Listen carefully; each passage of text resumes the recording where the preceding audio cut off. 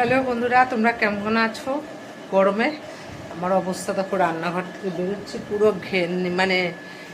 ঘেমে নিয়ে একাকার হয়ে।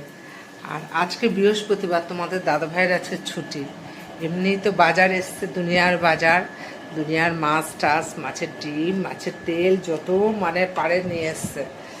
গরমে রান্নাঘরে ঢুকতে ইচ্ছে করছে না, তবুও রান্নাঘরে ঢুকছি। আর এখন কি করেছে জানো, আমার মাথাটা এমনিই গরমের জন্য মাথাটা গরম হয়েছে, আবার চলো দেখাই কি করেছে। এই যে দেখো, আমার রান্নাঘরের পেছনে একটা বাতাবি লেবু গাছ আছে। তোমাদের গেলবার একটা ভিডিও দিয়েছিলাম, অনেক বছর পরে একটা হয়েছিল।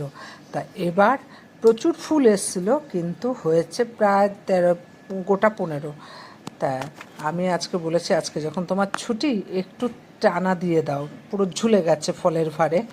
তা সে আমার উপর রেগে গেছে, বলে এই রোদে আমি পারবো না। আর এই যে টানা দিয়েছে দেখো কিভাবে, বলেছিলাম এটা আমার ওপরের রডের সাথে, দোতলার রডের সাথে টানা দিয়ে দাও, কিন্তু কিভাবে দিয়েছে দেখো।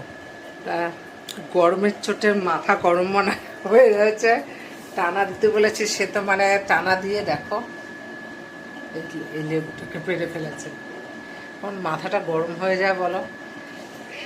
তা লেবুটা পেরে ফেলেছে, এটা কি আর খাওয়া যাবে বলো তো? আমার মেজাজটা এখন এত গরম হয়ে গেছে না, কি সুন্দর গন্ধ। আর লেবুটাকে পেরে ফেলি, টানা দিতে গিয়ে বলে আমি ইচ্ছে করে করিনি, ও ইচ্ছে করেই করেছে। আমি বলেছি একটু গাছটা টানা দিয়ে দাও, বলে না টানা দিতে হবে না। তো পাশের বাড়ি ওরা যাতায়াত করে, মাথায় লাগে। আর এই লেবুটা একদম নিচে ছিল জানো তো, যাতায়াত করলে মাথায় বাড়ি লাগতো। আমি বললাম গাছটা একটু টানা দিয়ে দাও। সেই কিভাবে টানা দিয়েছে দেখলেই তো তোমরা। এই আমাকে কালকে আবার ঠিক করতে হবে। আর এটা করেছে কি, টান দিয়েছি, ছিঁড়ে ফেলেছে।